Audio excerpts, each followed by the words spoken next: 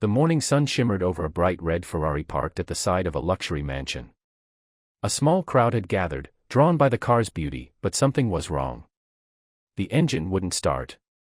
Its owner, Mr. Bradley, a proud millionaire known for his arrogance, stood beside it with folded arms. He laughed loudly as an older mechanic stepped forward, a black man named Marcus, dressed in worn clothes but carrying a calm confidence. "You." Bradley smirked. "You think you can fix this car? It's worth more than your house." The crowd chuckled. But Marcus didn't flinch. He only looked at the Ferrari, then back at the men. "Sir," he said softly, "a machine doesn't care who touches it, only who understands it." Those words made some heads turn.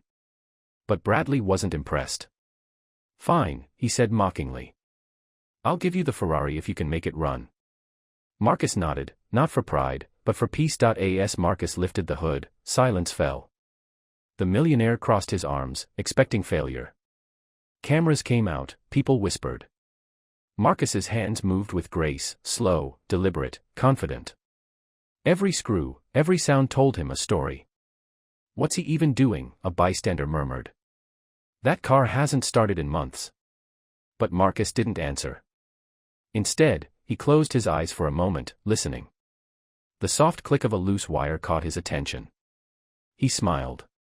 Sometimes, Marcus whispered to himself, the problem isn't in what's broken, but in what's been ignored. He adjusted the connection gently, then turned the key. A moment of stillness, and then, the roar of the Ferrari filled the air. The crowd gasped. Bradley's jaw dropped. The men he had mocked had just brought his prized car back to life.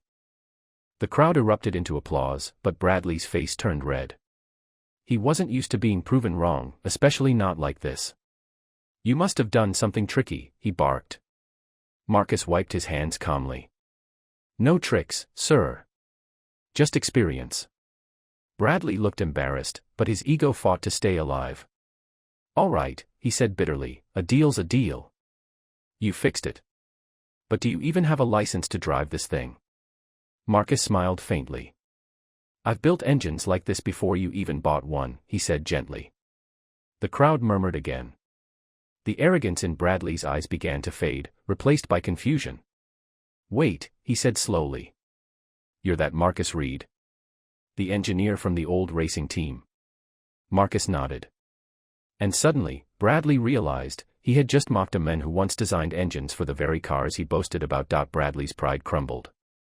He remembered now, Marcus had been a legend years ago. But after his company shut down, he vanished from the public eye. "What happened to you?" Bradley asked, his tone softer now. Marcus looked away. "Life happened. I started helping young people learn the craft, not for money, but for purpose." The crowd, once entertained, now stood silent in respect. "I didn't need fame," Marcus continued, "I just needed peace." For the first time, Bradley felt ashamed. His arrogance, his laughter, his judgment, all of it seemed small compared to the men standing before him. "I'm sorry," he muttered. Marcus only smiled. "Don't be. Every engine can restart, sir, even the one in your heart." The words hit Bradley deeper than he expected. That night, he couldn't sleep.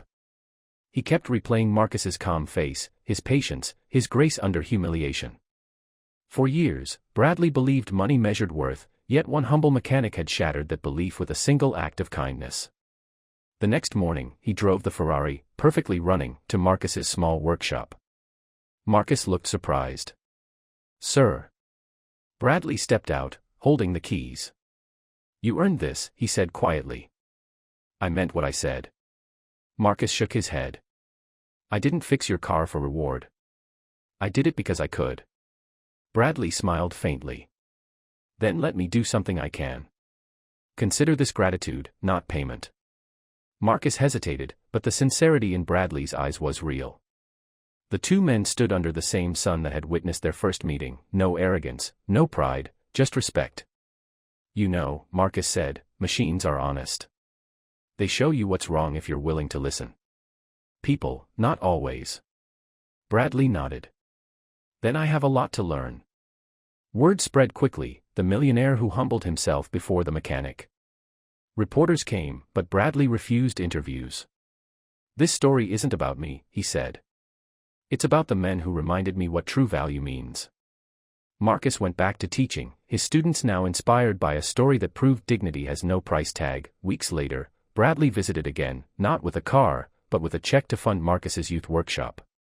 "You helped me find my humanity," he said, "now let me help others find their purpose." Marcus smiled warmly. "That's how the world runs, sir. Not by engines, by hearts." They shook hands, and the camera of life captured something far greater than luxury.